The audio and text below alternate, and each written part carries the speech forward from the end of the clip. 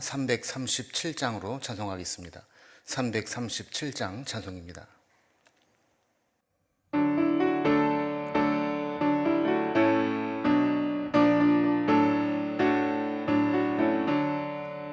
내 모든 시험 무거운 짐을 주 예수 앞에 아뢰이면 근심에 쌓인 날 돌아보사 내 근심 모두 맡으시네.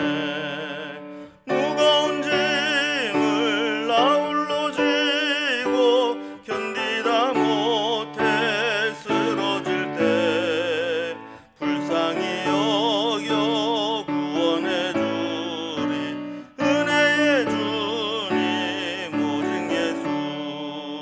내 모든 괴로움 닥치는 환난 주 예수 앞에 아뢰이면 주께서 친히 날 구해 주사 넓으신 사랑 베푸시네.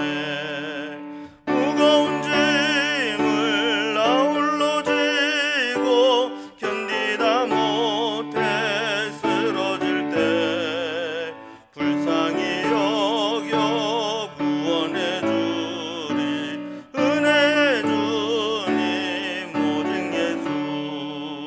내 짐이 점점 무거워질 때 주 예수 앞에 아뢰이면 주께서 친히 날 구해 주사 내 대신 짐을 져주시네. 무거운 짐을 나홀로 지고 견디다 못해 쓰러질 때 불쌍히 여겨 구원해 주리 은혜의 주님 오직 예수. 마음의 시험 무서운 죄를 주 예수 앞에 아뢰이면 예수는 나의 능력이 되사 세상을 이길 힘 주시네. 무거운 짐을 나홀로 지고 견디다 못해 쓰러질 때 불쌍히 여겨 구원해 주리 은혜의 주님 오직 예수. 오늘 함께 나눌 하나님 말씀은 창세기 43장 16절에서 34절까지 말씀입니다. 창세기 43장 16절에서 34절까지 말씀을 제가 봉독합니다. 요셉은 베냐민이 그들과 함께 있음을 보고 자기의 청지기에게 이르되 이 사람들을 집으로 인도해 드리고 짐승을 잡아 준비하라. 이 사람들이 정오에 나와 함께 먹을 것이니라. 청지기가 요셉의 명대로 하여 그 사람들을 요셉의 집으로 인도하니 그 사람들이 요셉의 집으로 인도되매 두려워하여 이르되 전번에 우리 자루에 들어있던 돈의 일로 우리가 끌려드는도다. 이는 우리를 억류하고 달려들어 우리를 잡아 노예로 삼고 우리의 나귀를 빼앗으려 함이로다 하고 그들이 요셉의 집 청지기에게 가까이 나아가 그 집 문 앞에서 그에게 말하여 이르되 내 주여 우리가 전번에 내려와서 양식을 사가지고 여관에 이르러 자루를 풀어본즉 각 사람의 돈이 전에 그대로 자루 아귀에 있기로 우리가 도로 가져왔고 양식 살 돈도 우리가 가지고 내려왔나이다. 우리의 돈을 우리 자루에 넣은 자는 누구인지 우리가 알지 못하나이다. 그가 이르되 너희는 안심하라. 두려워하지 말라. 너희 하나님 너희 아버지의 하나님이 재물을 너희 자루에 넣어 너희에게 주신 것이니라. 너희 돈은 내가 이미 받았느니라 하고 시므온을 그들에게로 이끌어내고 그들을 요셉의 집으로 인도하고 물을 주어 발을 씻게 하며 그들의 나귀에게 먹이를 주더라. 그들이 거기서 음식을 먹겠다 함을 들었으므로 예물을 정돈하고 요셉이 정오에 오기를 기다리더니 요셉이 집으로 오매 그들이 집으로 들어가서 예물을 그에게 드리고 땅에 엎드려 절하니 요셉이 그들의 안부를 물으며 이르되 너희 아버지 너희가 말하던 그 노인이 안녕하시냐? 아직도 생존해 계시느냐? 그들이 대답하되 주의 종 우리 아버지가 평안하고 지금까지 생존하였나이다 하고 머리를 숙여 절하더라. 요셉이 눈을 들어 자기 어머니의 아들 자기 동생 베냐민을 보고 이르되 너희가 내게 말하던 너희의 작은 동생이 이 아이냐? 그가 또 이르되 소자여 하나님이 내게 은혜 베푸시기를 원하노라. 요셉이 아우를 사랑하는 마음이 복받쳐 급히 울 곳을 찾아 안방으로 들어가서 울고 얼굴을 씻고 나와서 그 정을 억제하고 음식을 차리라 하매 그들이 요셉에게 따로 차리고 그 형제들에게 따로 차리고 그와 함께 먹는 애굽 사람에게도 따로 차리니 애굽 사람은 히브리 사람과 같이 먹으면 부정을 입음이었더라. 그들이 요셉 앞에 앉되 그들의 나이에 따라 앉히게 되니 그들이 서로 이상히 여겼더라. 요셉이 자기 음식을 그들에게 주되 베냐민에게는 다른 사람보다 5배나 주매 그들이 마시며 요셉과 함께 즐거워하였더라. 아멘. 사람은 누구나 두려워하는 것이 있습니다. 특히 이제 신앙인들이 좀 두려워하는 것은 그 이전에 지은 죄나 잘못이 드러나게 되고 또 그로 인해서 혹시 벌을 받아야 하면 어떻게 하나 하는 두려움이 큽니다. 오늘 본문에 나오는 요셉의 형제들이 그래 있습니다.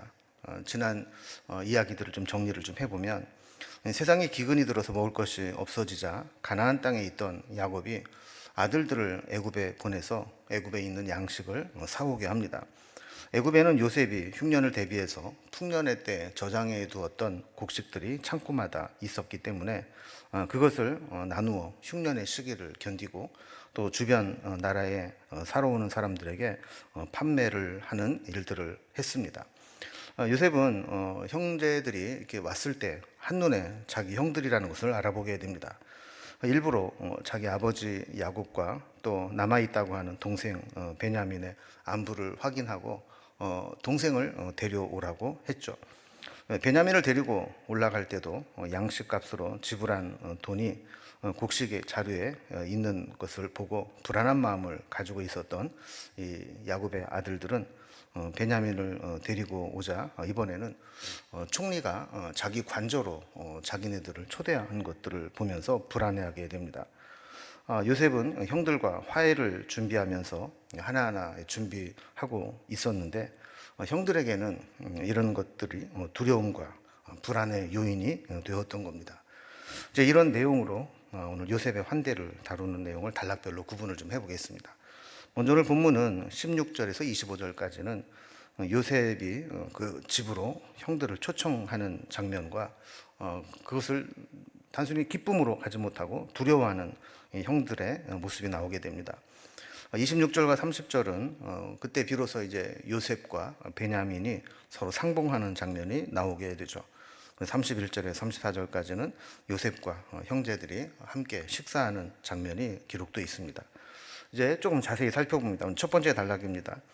두 번째 애굽에 내려왔을 때 요셉은 단순히 어떤 거래만 한 것이 아니라 형들을 자기 관저로 집으로 초청하게 되고 또 초대받아 가면서도 두려워하는 형제들의 모습이 나옵니다.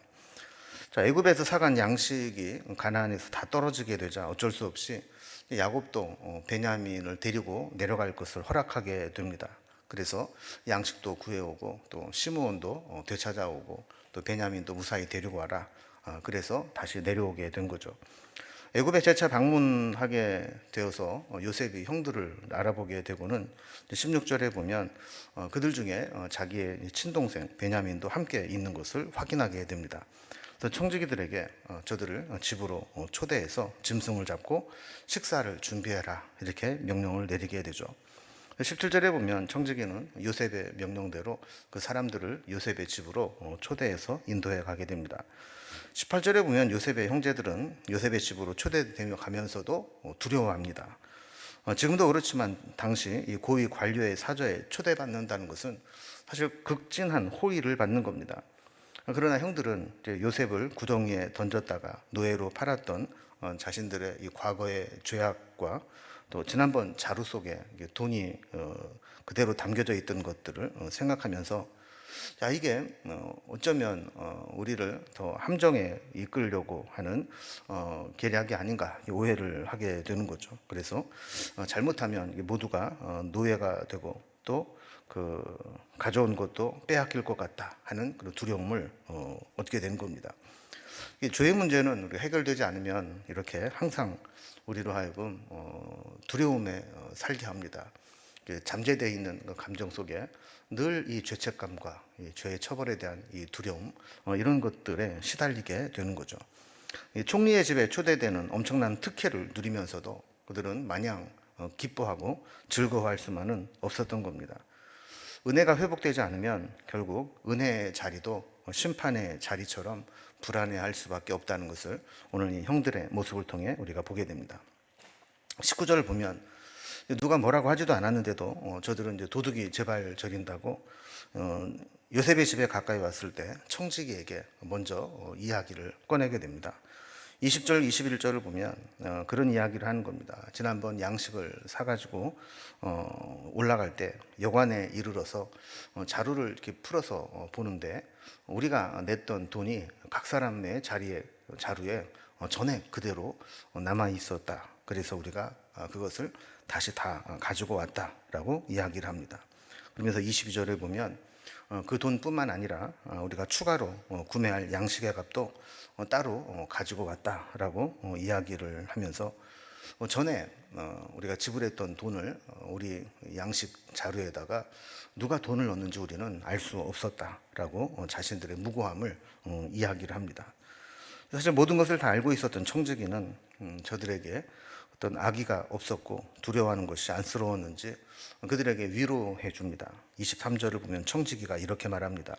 너희는 안심하라. 두려워하지 말라. 너희 하나님, 너희 아버지의 하나님이 재물을 너희 자루에 너희에게 주신 것이라. 이렇게 이야기를 한 것이죠. 그래서 너희 돈은 내가 이미 받았느니라. 이렇게 이야기를 합니다. 그리고 옥류에 두었던 시므온도 그들에게 다시 이끌어 내옵니다. 요셉의 청지기도 요셉에게 하나님에 대해 들어서 그랬는지 신앙적인 언어로 그들을 위로해 주는 것을 보게 됩니다.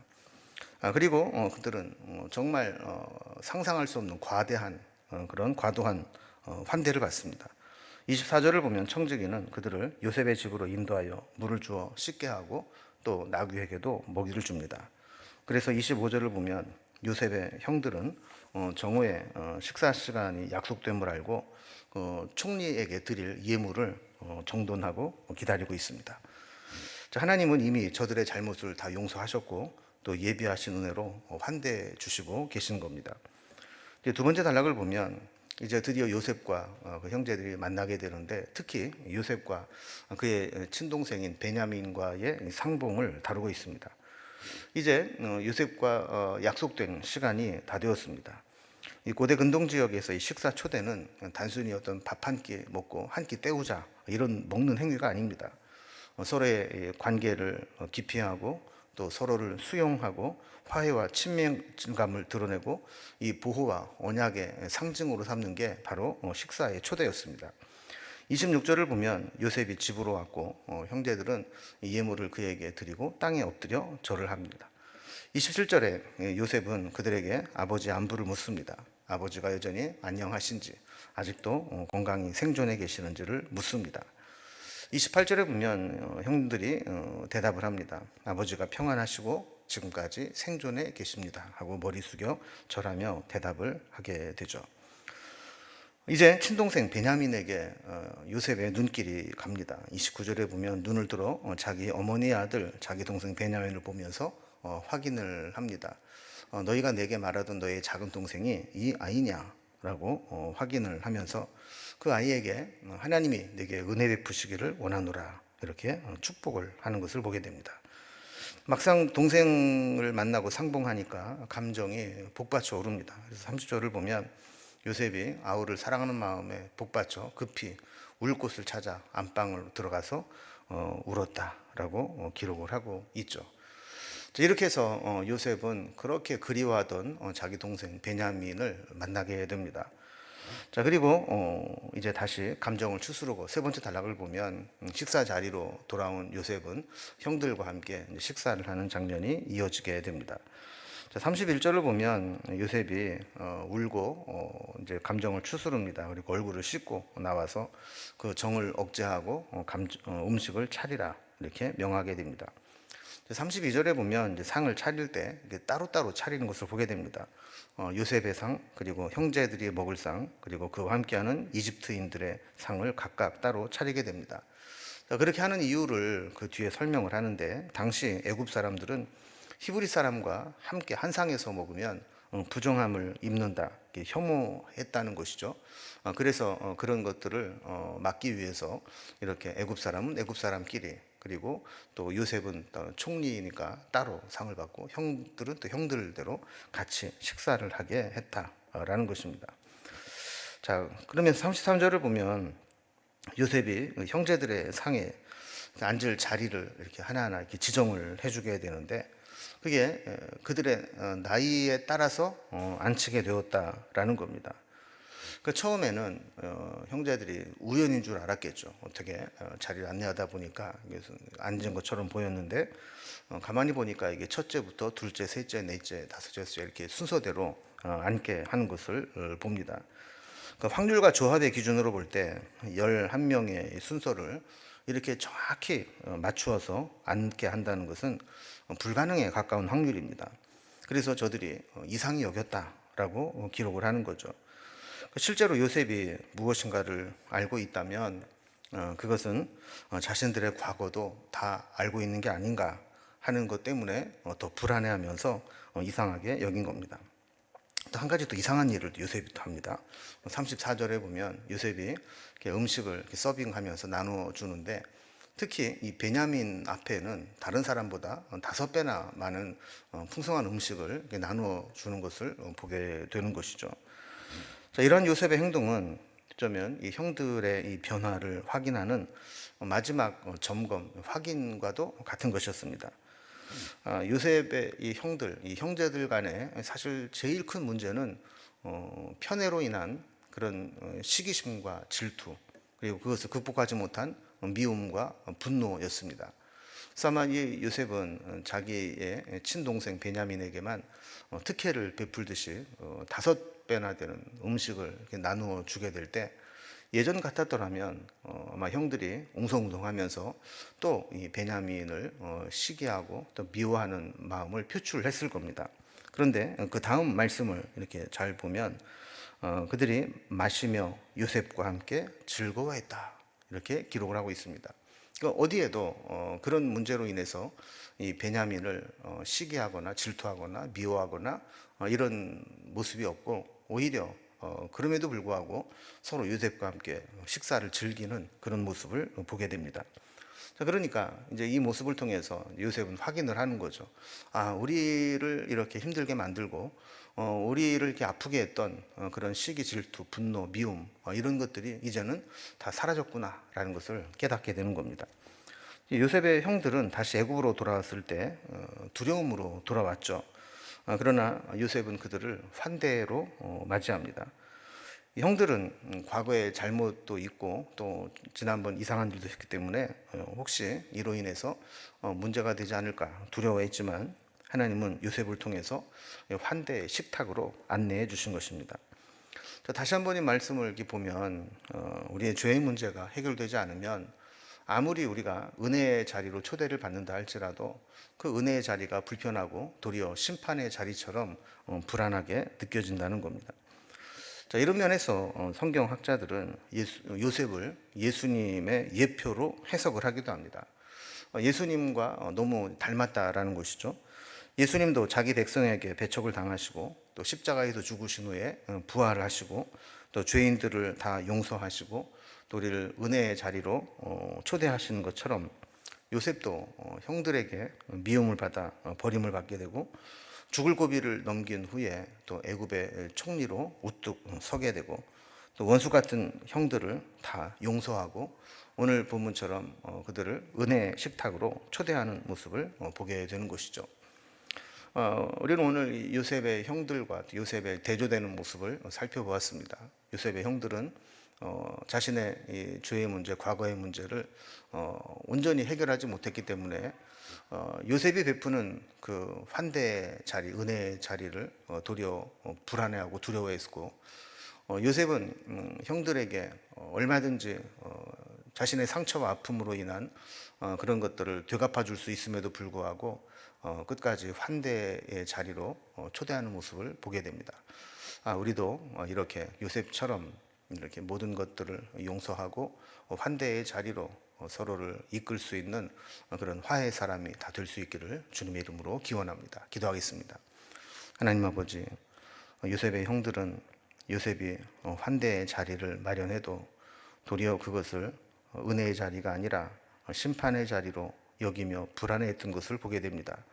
우리에게도 해결되지 않은 문제들이 있다면 주님 앞에 철저히 해결할 수 있도록 인도해 주시고, 또한 요셉처럼 형들을 온전히 용서하고 화해의 자리로 이끌 수 있는 화해의 사람이 될 수 있도록 인도해 주시옵소서.